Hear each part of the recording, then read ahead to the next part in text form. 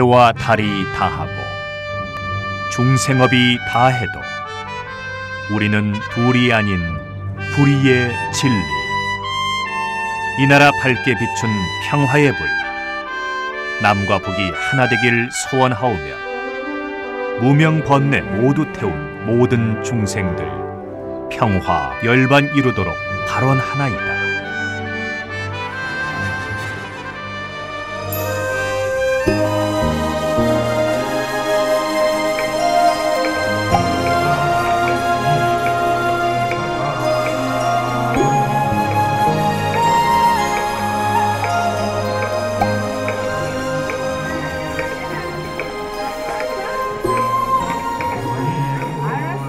선무회자 스님과 마음으로 찾아가는 108산사 영상순례, 오늘은 그 45번째로 완주 송강사로 갑니다.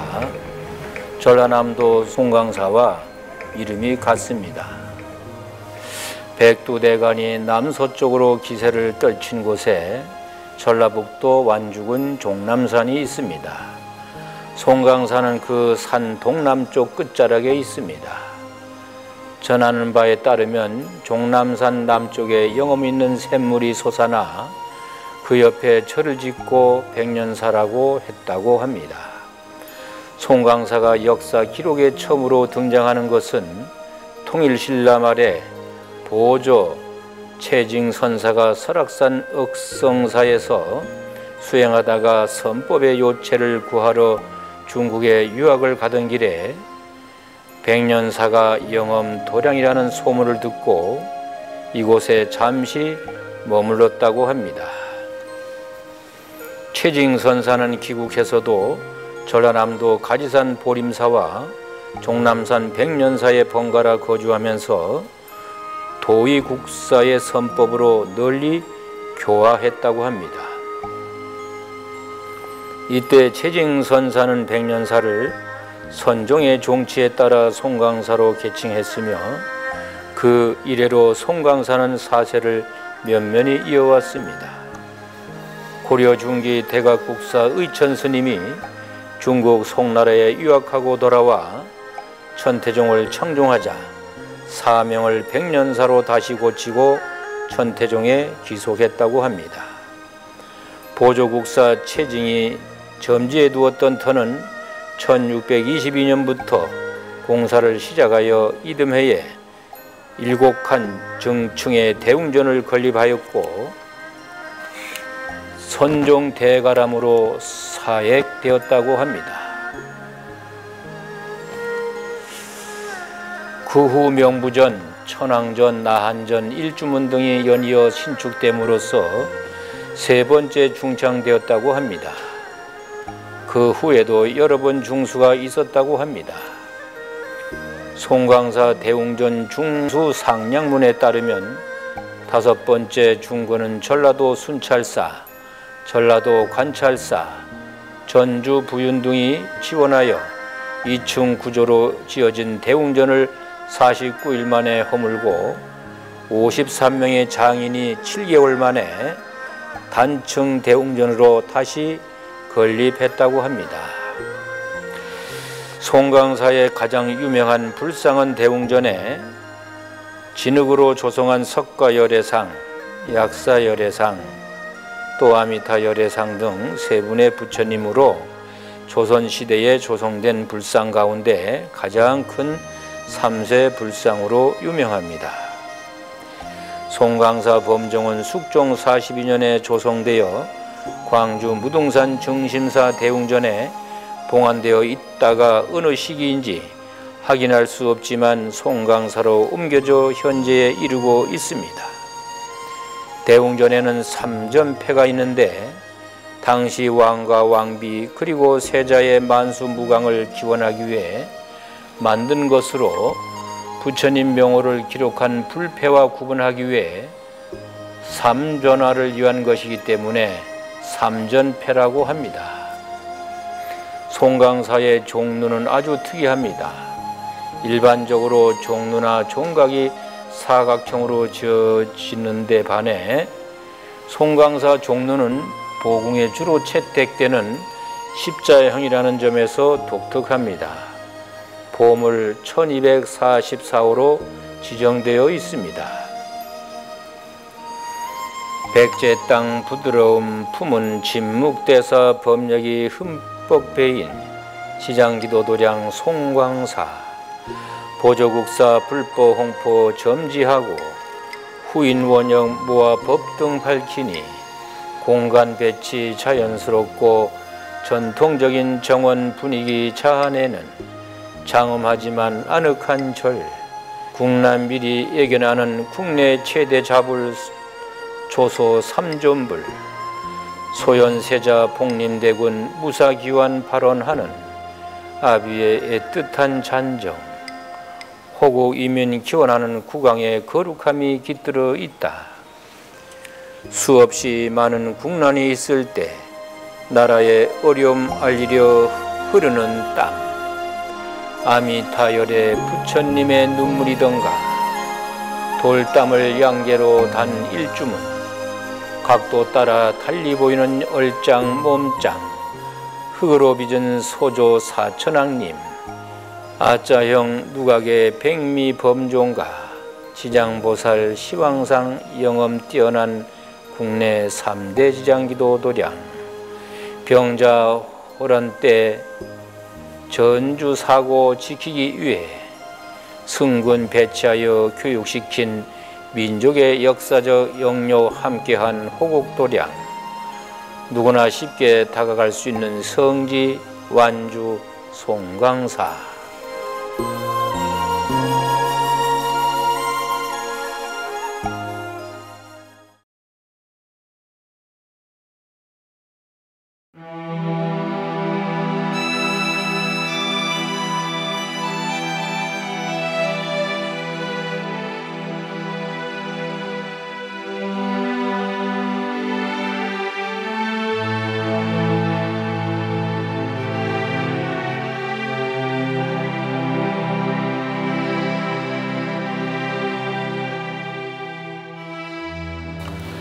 네, 오늘의 법문은 나를 찾는 108기도문 제45배에 대한 법문입니다. 네, 먼저 두 번 읽어보겠습니다. 반야의 보리심을 일으켜 육바라미를 닦아 마침내 안욕 따라 삼맥삼보리를 얻겠나이다. 반야의 보리심을 일으켜 육바라미를 닦아 마침내 안욕 따라 삼맥삼보리를 얻겠나이다.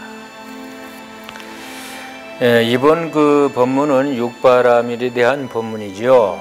앞으로 보시, 지계, 인욕, 정진, 선정, 반야 6가지에 대해서 법문하게 되는데, 오늘은 우리가 많이 듣는 육바람이라는 무엇이며 왜 이것을 닦아야 하는지에 대해서 먼저 말씀드리겠습니다. 대승의 보살은 모든 존재는 공이라는 반야의 공간을 기본으로 가지고 있어야 한다고 했습니다. 뭔 말인지 조금 선뜻 이야기가 어려울 것입니다. 지난 몇 달간의 법문에서 계속적으로 말씀을 드렸어도 잘 생각나지 않을 것입니다.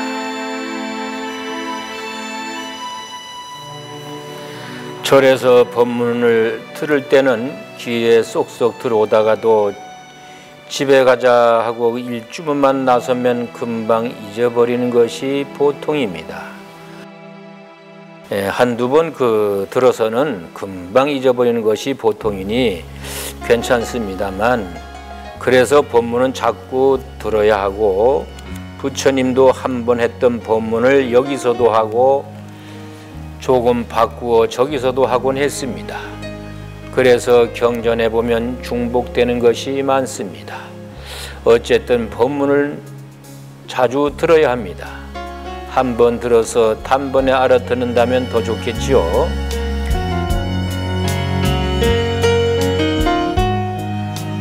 대승보살은 공사상에 입각해서 사물을 보고 판단하라는 것입니다.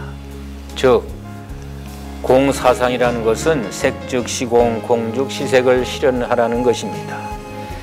차별을 하지 않는 무차별의 지혜, 무분별의 지혜를 말합니다.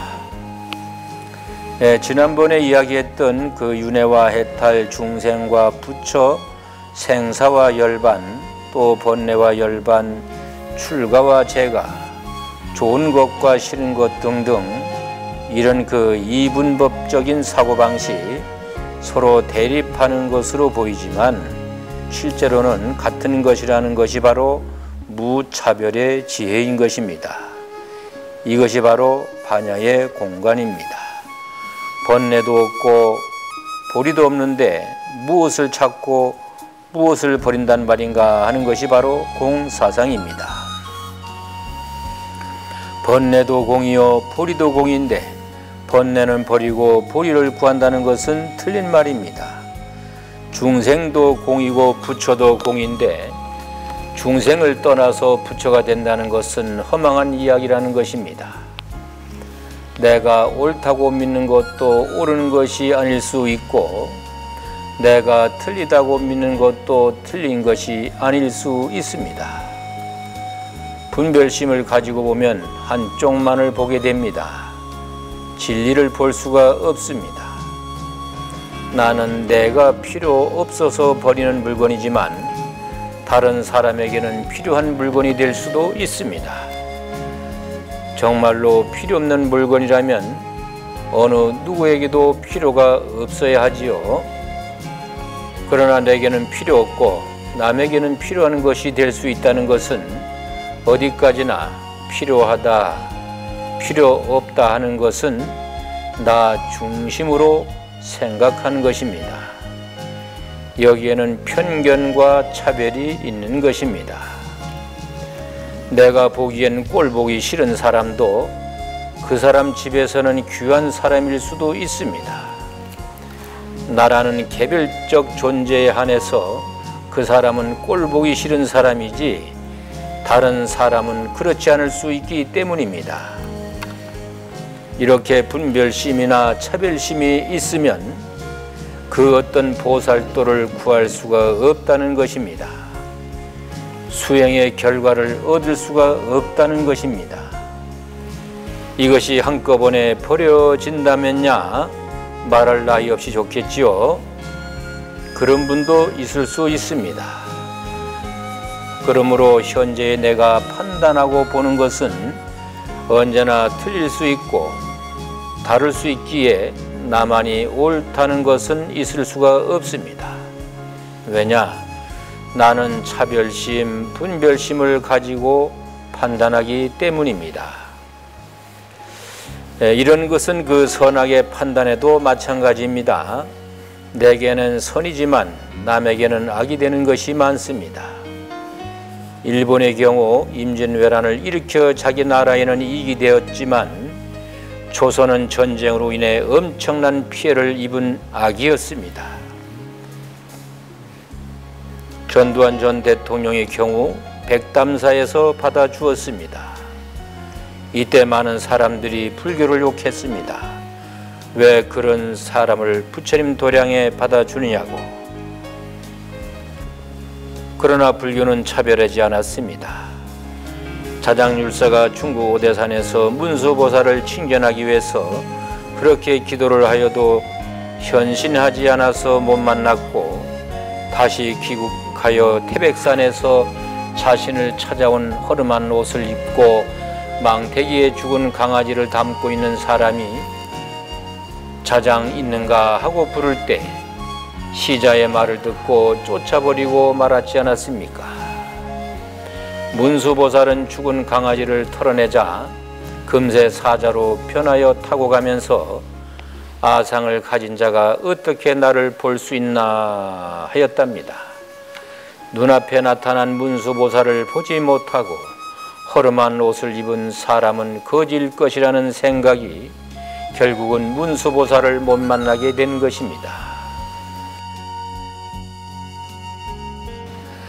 우리 선종의 삼조인 승찬대사의 신신명 첫 구절에 지도문안 무혐간택이라고 하여 지극한 도는 어렵지 않네, 버릴 것은 오직 간택심뿐이라 하고 있습니다.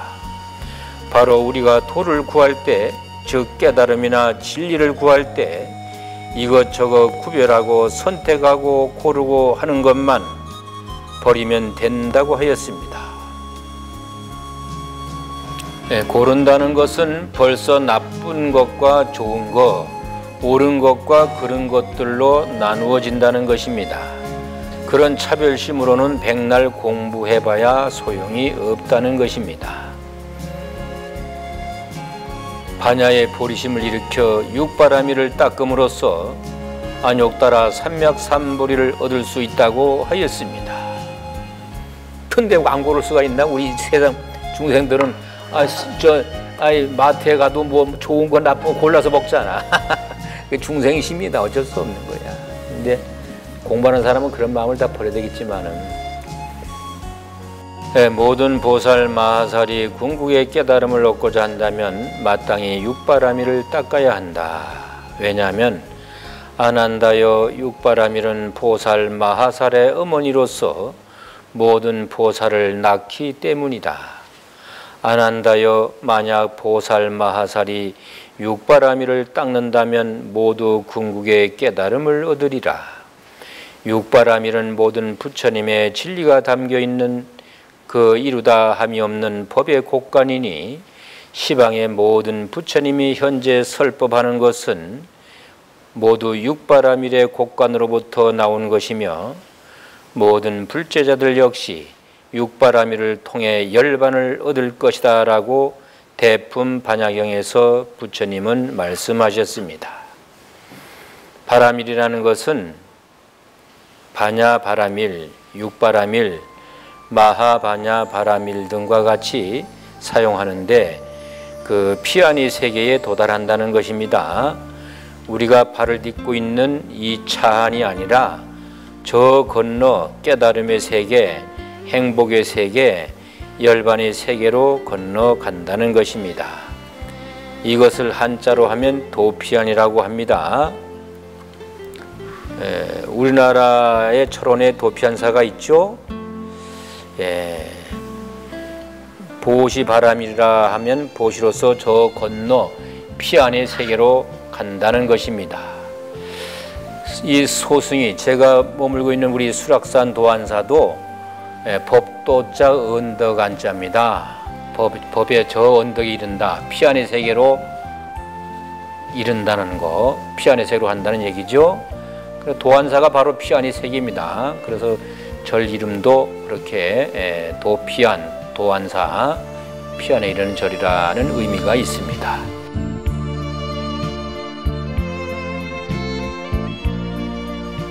보살은 보리심을 일으켜 자리 이타에 서원, 즉 나도 이롭고 남도 이롭게 하는 서원을 세워서 보살행을 무한히 펼쳐 나가야 합니다.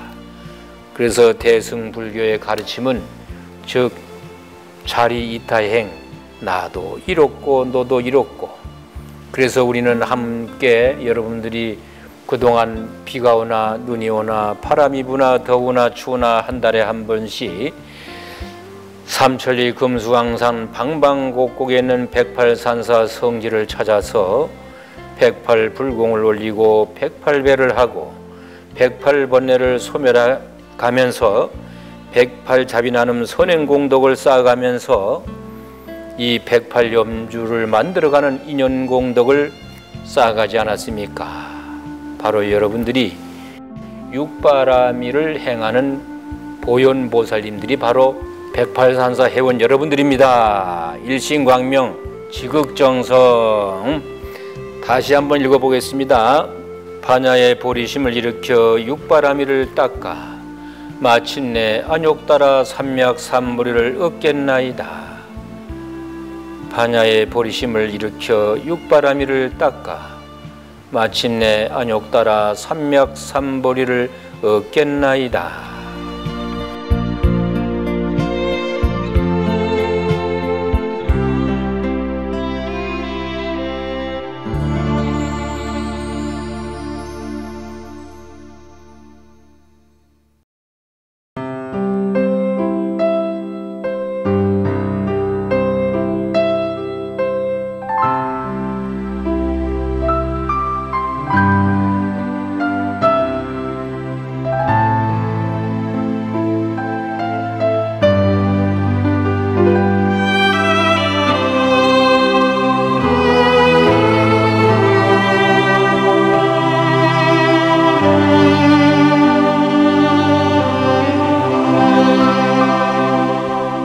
기도의 힘은 바위보다 강합니다.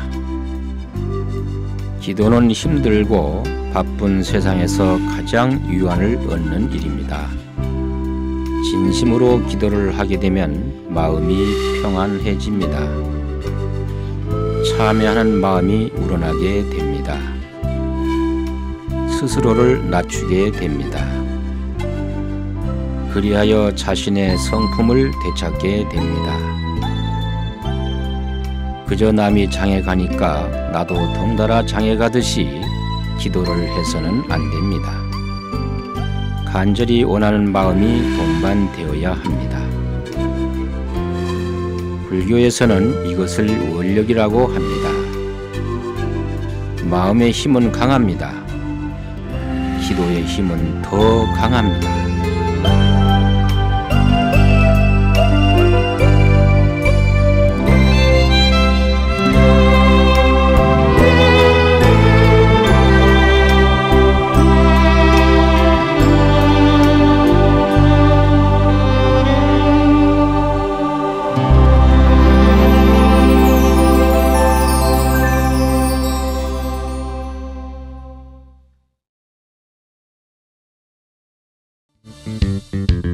삼천리 금수강산 곳곳에 중생구제 발원 법등 밝히니 연불 기도소리 끝없이 장구한 세월 사바에 울리구나. 거룩하신 부처님 향하여 두 손 모아 지심 정리하고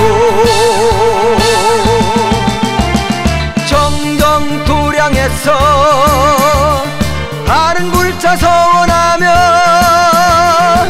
새로운 인연 맺는다.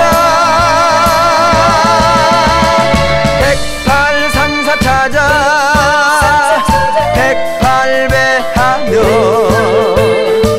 108번에 소멸하고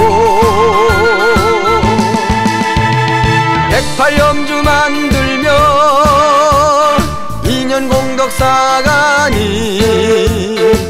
일심광명 온누리에 비친다. 일심 기도로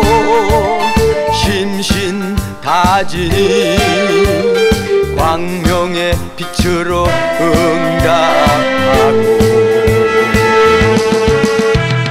불지살이 나투신 거룩한 성전에 첫 발레 잇더니 불보살님 가호와 청담 큰 스님 보살핌으로